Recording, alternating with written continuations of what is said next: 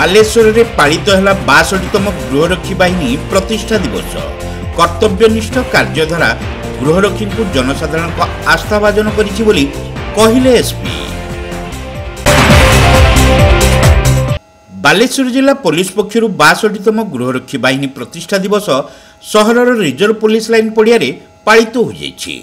गृहरक्षी बाहिनीर समादेष्टा तथा जिला आरक्षी अधीक्षक राजप्रसाद पताका उत्तोलन पूर्वक कार्यक्रम को आनुष्ठानिक भाव उद्घाटन सह गृहरक्षी बाहिनी प्रतिष्ठार आभिमुख्य और कार्यधारा संपर्क में आलोकपात करथिले। 1962 मसीहा भारत चीन युद्ध में भारतीय सेनाबाहिनी को सहयोग करने सहित देशर तत्कालीन आभ्यंतरीण सुरक्षा और शांति प्रतिष्ठा रे पुलिस सह समन्वय रक्षा पूर्वक गृहरक्षी बाहिनी प्रतिष्ठा करा जायथिला।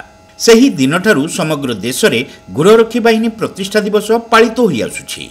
आईन श्रृंखला परिस्थितिर मुकाबिला रात्रिकालीन कर्तव्य को सुचारू रूपे संपादन सह निष्काम सेवा प्रदान करुवा गृहरक्षी बाहिनी संप्रति पुलिस विभाग एक अविच्छेद्य अंग हो जाइतिबा से कहिथिले। बन्या बात्या प्रभृति जरूरीकालीन परिस्थिति रे गृहरक्षी कर्तव्यनिष्ठ कार्यधारा सेमानकु जनसाधारण निकट में आस्थाभाजन करि एसपी श्री प्रसाद मत व्यक्त करथिले। 62तम प्रतिष्ठा दिवस उपलक्षे उपस्थित थिबा समस्त गृहरक्षी बाहिनी पुलिस ऑफिसर बंधु मानन को मोर हार्दिक अभिनंदन। 1962 मसीहा अक्टोबर 21 तारीख रे जिते बेला चीन भारत उपरे अतर्कित भावे आक्रमण कला सेते बेले भारतीय सेना बाहिनी और पुलिस भारत रक्षा पाई सीमांतरे मुतयन हेले। सही समय रे अभ्यंतरणीय सुरक्षा पाई जेतिकी पुलिस बाहिनी थिले से माने मध्य यथेष्ट थिले। एणु आउ एक सहायक बाहिनी पुलिस को अभ्यंतरण निरापत्तारे साहाय्य करिबा पाई सही समय रे चिंता कर जाइथिला, जहाँ की गृहरक्षी बाहिनी नाम रे नामित करा जाइथिला। स्वेच्छासेवी संस्था 1962 मसीहा दिसंबर मास 6 तारीख रे भारत सरकारंकर द्वारा गठन करा जाइथिला।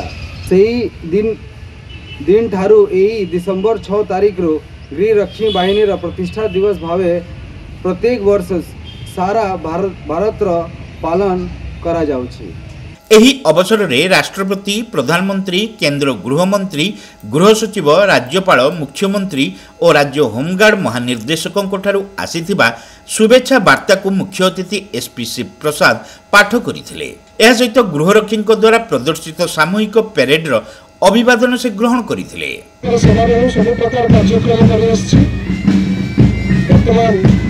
प्रतिभा प्रदर्शन कर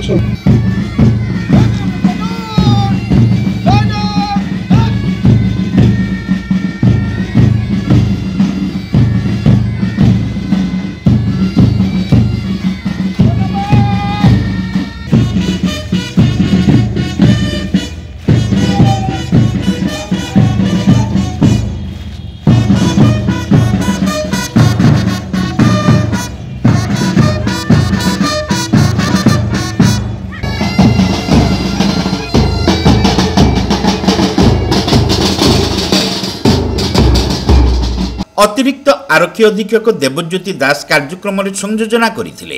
additional SP Niranjan Behera, city DSP Shubhranshu Shekhar Nayak, town थाना अधिकारी अशोक कुमार नायक, शिल्पांचल थाना अधिकारी श्यामघन बेहरा, सदर थाना अधिकारी दयानिधि दास प्रमुख एही उत्सव में उपस्थित थिले। जिला पुलिस अधिकारी और कर्मचारी उपस्थित रही समस्त कार्य परिचालन में सक्रिय सहयोग करथिले।